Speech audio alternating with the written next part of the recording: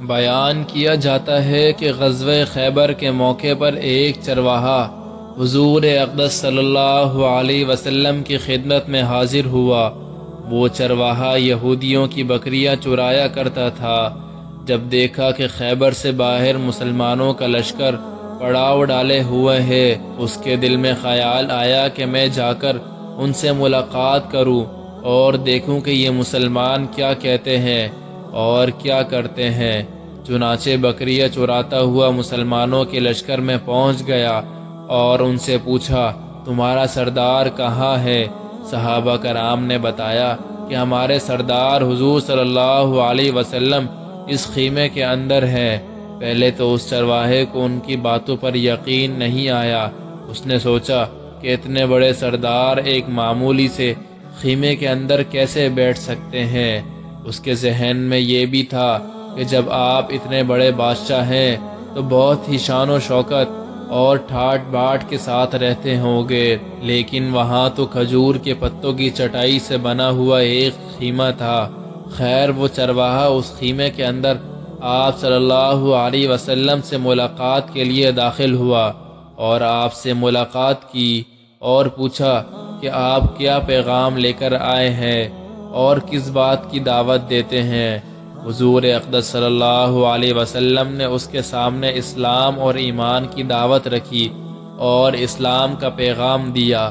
اس نے پوچھا کہ اگر میں اسلام کی دعوت قبول کر لوں تو میرا کیا انجام ہوگا اور کیا رتبہ ہوگا؟ حضور اقدس صلی اللہ علیہ وسلم نے ارشاد فرمایا کہ اسلام لانے کے بعد تم ہمارے بھائی بن جاؤ گے اور ہم تمہیں گلے سے لگائیں گے۔ اس چرواہے نے کہا کہ آپ مجھ سے مذاق کر رہے ہیں، میں کہاں اور آپ کہاں؟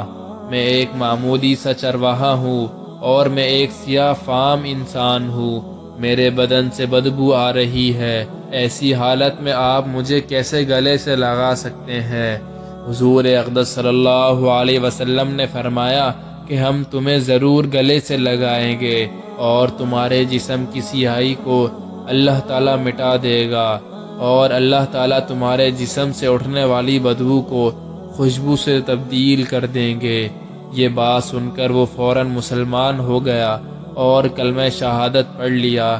پھر حضور اقدس صلی اللہ علیہ وسلم سے پوچھا، یا رسول اللہ میں کیا کروں؟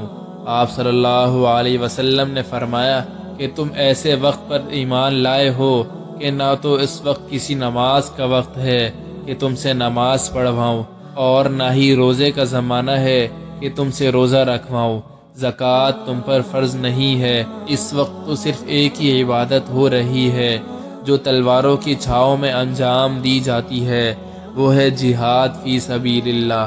اس چرواہے نے کہا، یا رسول اللہ، اس جہاد میں شامل ہو جاتا ہوں، لیکن جو شخص جہاد میں ہوتا ہے اس کے لیے دو میں سے ایک صورت ہوتی ہے، یا غازی یا شہید، تو اگر میں اس جہاد میں شہید ہو جاؤں تو آپ میری کوئی ضمانت لیجئے۔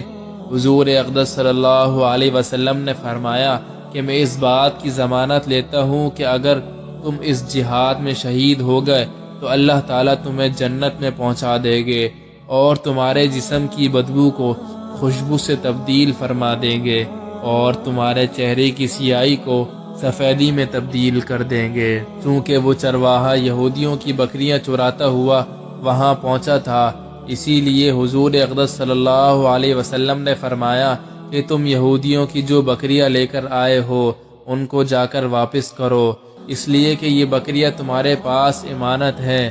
اس بات سے یہ اندازہ لگائے کہ جن لوگوں کے ساتھ جنگ ہو رہی ہے، جن کا محاصرہ کیا ہوا ہے، ان کا مال غنیمت ہے، لیکن چونکہ وہ چرواہا بکریاں معاہدے پر لے کر آیا تھا، اس لیے آپ نے حکم دیا کہ پہلے وہ بکریاں واپس کر کے آؤ، پھر آ کر جہاد میں شامل ہونا۔ چنانچہ اس چرواہے نے جا کر بکریاں واپس کی اور واپس آ کر جہاد میں شامل ہوا اور شہید ہو گیا۔ جب جنگ ختم ہو گئی تو حضور اقدس صلی اللہ علیہ وسلم لشکر کا جائزہ لینے لگے۔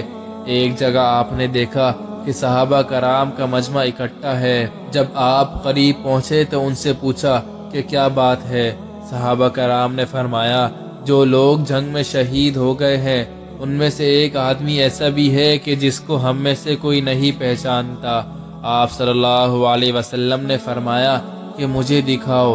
جب آپ نے دیکھا تو آپ نے فرمایا تم اس شخص کو نہیں پہچانتے، مگر میں اس شخص کو پہچانتا ہوں، یہ چرواہا ہے، اور یہ وہ عجیب و غریب بندہ ہے جس نے اللہ کی راہ میں ایک بھی سجدہ نہیں کیا، اور میں اس بات کی گواہی دیتا ہوں کہ اللہ تعالیٰ اس کو سیدھا جنت الفردوس میں پہنچا دیا ہے، اور میری آنکھیں دیکھ رہی ہے کہ ملائکہ اس کو غسل دے رہی ہیں، اور اس کی سیاہی سفیدی میں تبدیل ہو گئی ہے، اور اس کی بدبو خوشبو سے بدل گئی ہے۔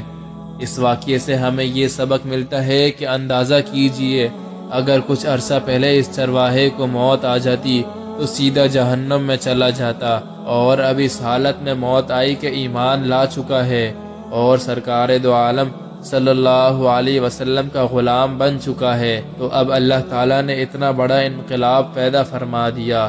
اسی لیے فرمایا اعتبار خاتمے کا ہے، اسی لیے بڑے بڑے لوگ لرزتے رہتے ہیں اور یہ دعا کرتے رہتے ہیں کہ یا اللہ ہمارا خاتمہ ایمان پر فرما۔ میری یہ دعا ہے کہ اللہ تعالی ہم سب کو اس سے سبق حاصل کر کے اس پر عمل کرنے کی توفیق عطا فرمائے۔